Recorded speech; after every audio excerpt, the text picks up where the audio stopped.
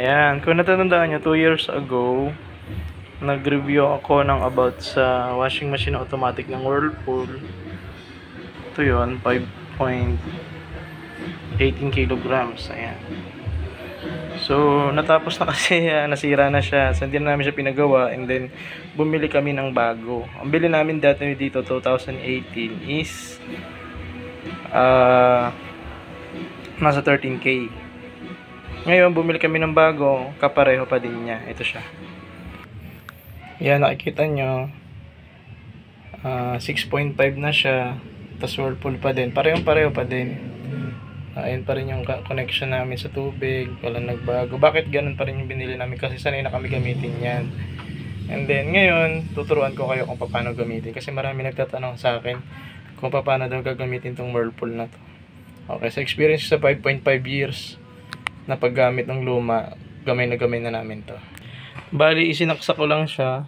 Saksak na yan, ano. And nagtatanong yung iba, bakit daw kumakalog? No, pag kailangan lang maganda lang yung pagkakalagay dun sa sa paa. Yung ilalim niya. Pantay dapat. Okay. And then, tuturuan nyo lang yung tubig. Ganun. So, patayin ko na lang kasi hindi naman tayo maglalabay. Okay, wala tayong lalabahan, di ba? Gagawin nyo dyan, ayun na, di ba? Nakasaksak na. Tapos, i-on nyo yun, ha. Ngayon, hindi kasi hindi tayo maglalabay. On mo. Okay. Ngayon, pag walang laman niya, pag pinindot mo tong start, normal yung mapupuntahan niya. Okay. So, mapupunta agad siya sa normal. Ngayon, ipopost ko. So, sabi niya, 42 minutes daw yung na-compute niya na lalabahan dyan. Since hindi naman tayo maglalaba, hindi natin itutuloy yan. Ngayon, tuturuan ko kayo. Diba, ito on. Ito naman yung post, tsaka pagka pinost mo yan, tsaka yung mo start, tutuloy siya. Okay, since hindi tayo maglalaba, yung tubig, hindi pupunta dyan, so hindi rin matutuloy. So, gamitin natin ito. Program. Pag program, pipili ka. Ito mapupunta yun dyan. So, normal yung pag pinindot mo, automatic yun. Ayun yung pinaka-default niya.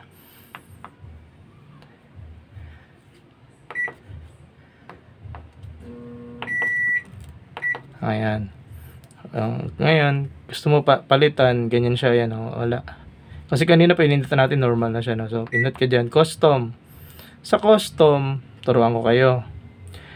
Preset yung ibig sabihin, nakatenga lang yan, okay? Ngayon, pinutin mo itong function. Yung function, tinan mo, wash. Okay, nasa wash ka ba? Tinan mo. Ayan, pag nasa wash ka, yan, umiilaw yan, nagbiblink, ayun. Nagbiblink. Tapos sabi niya, 10 minutes ba? Siset mo ngayon. Pwede mo yan mabago. 12 minutes, 13 minutes, 15, 16, 18, 19, 20. Okay? So, ayoko mag-wash. No, so hindi ko nilagyan. Next function ka, rinse. Ilang beses mo daw sa babanlawan? Yan mo, set mo 2 times, 3 times, 4 times, or 0. Okay? So, function mo ulit. Okay, function mo, ayan, spin. Ilang minuto mo i-spin? Kasi gusto mo lang, i-dryer mo lang siya. Yan na yun. Pwede mo na siyang baguhin. 7 minutes, 8, 9, or wala. Pwede, pero gawin natin 1 para umandar. Tapos yung water level mo naman, kukusa na yan pala. Kukusa na. Okay, so play mo lang yan. Makukumpitin nyo na. Patayin muna natin kasi hindi man tayo maglalaba. And then, next, heavy duty. Anong heavy duty? Pag nilagay mo yung mga labahin mo dyan, bubuksan mo yan, di ba? Ito, buksan natin, heavy duty. Kunyari, lagay mo mga pantalon kasi heavy duty Dito yung lagayan ng Downy, mga ganon. Popcorn. Tapos, tubig, andar na kusa yan, di ba? Tapos, lagyan mo na lang siya ng direkta ng mga powder. Nilalagay lang yun dyan, okay? Ito naman, ano naman to? Pag matagal mo na siyang ginagamit, pwede mo linisan yan. Pinipindot lang yan, ayun. Hindi nalilinis tong iba, okay? Nabubuksan yan, ayun. Ngayon, pag hindi mo nililinis yan, maiimbakan ka ng dumi. Okay? Ayan. So, huwag naman every laba. Siguro every month, tanggalin mga ganyan, linis. So, kanyari, nalagyan mo na ngayon yan, tapos nalagyan mo na ng downy. Dalawang downy para mabango, dalawang sachet. O, depende sa inyo. And then, pipindutin mo lang agad yan, tapos, gusto, andar na siya. Okay? Yung tubig niyan, automatic din. Stop. Delicate, para sa naman yung delicate, yan naman sa delicate yan, yung mga, siguro, mga underwear, ayaw mo masisira, okay? Mga delikado na madaling masira. So, ganun din yan, same sila sa yung cost, normal, heavy duty, tsaka delicate, na pag nilagay mo, tapos nilagyan mo na ng detergent, nilagyan mo na, diretso na yan, tapos magpi-play agad. Okay? So, yun lang guys. Eto, tinan nyo yung water level pala. Water level, ayun yung dami ng detergent kung meron kayong ano. Pero usually, nilalagay lang namin yan isang sachet ng Ariel, ganon. Or kung ano man yung meron dyan. Basta isang sachet siya, kada isang laba. 6.5 kilograms to, no? Okay. So, yan. Pag nasa hindami ng tubig mo, ganyan lang. Ayun lang kadami. Okay, makikita mo dito yung water level eh. Okay. Tingnan mo, under natin.